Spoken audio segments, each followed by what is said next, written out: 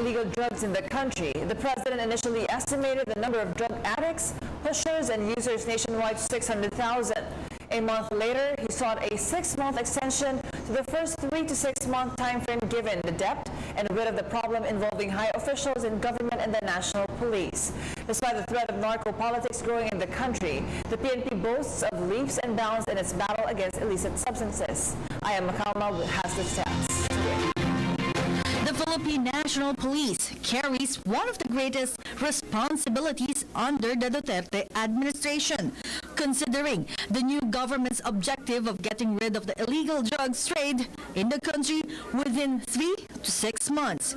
That is why a few weeks even before President Rodrigo Duterte was inaugurated into office, law enforcers have already been wasting no time in dealing with people involved in illegal drugs. In his first 100 days as Chief of the Philippine National Police, Police Director General Ronald De La Rosa boasts about the agency's accomplishments in this aspect, with the crime rate going down by 65% nationwide. We are winning the war on drugs. We are winning. By July 1, Upland Double Barrel was launched, registering more than 1,300 people involved in illegal drugs, killed as of October 6. More than 22,000 were arrested from 23,000 legitimate operations of the PNP. From the government side, 13 cops were killed and 40 were wounded, while the military lost 3 of its men and 8 were left wounded. The number of drug users and pushers surrendering to authorities has reached 734,231, while more than 1.7 million houses were visited, including those in high-end private subdivisions and condo units under Oplan Tokhang. From 2,105 incidents related to illegal drugs from July 1 to October 3, more than 2,000 victims were recorded. Of the 1,784 deaths registered by the PNP placed under investigation, 15% are now filed cases. More than 200 have been resolved and more than 300 have been cleared.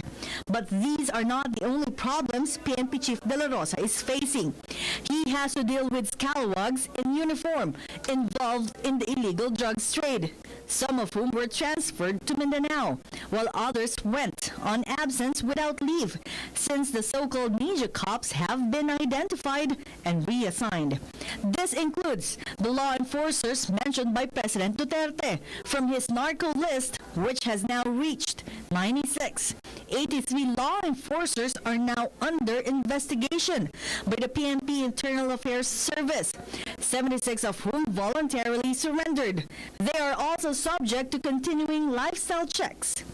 Despite the sterling performance of police personnel, De La Rosa is bent on totally eradicating illegal drugs in the country. Aming brutal na sinisil is number of surrenderies at saka number of arrests, hindi number of killed in police operations.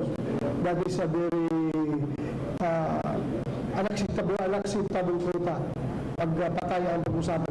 Not only do simple citizens voluntarily surrender, even drug lords are doing the same thing. Franz Sabalones yielded to General Bato and admitted to being the supplier of drugs in the Visayas region. Aside from all those mentioned, there were arrests made among showbiz personalities who are into drugs either as user or supplier of different kinds of drugs, like Sabrina M., Krista Miller, Mark Anthony Fernandez, and some models who were caught in possession of shabu, marijuana, and party drugs. Some shabu laboratories were also discovered by authorities within the vicinity of Arayat, Pampanga, plus the floating shabu lab in Subic, Zambales. The PNP is highly confident of their success in their campaign against illegal drugs, especially after the president gave a 6-month extension. For PTV News, this is Waywayang Makalma.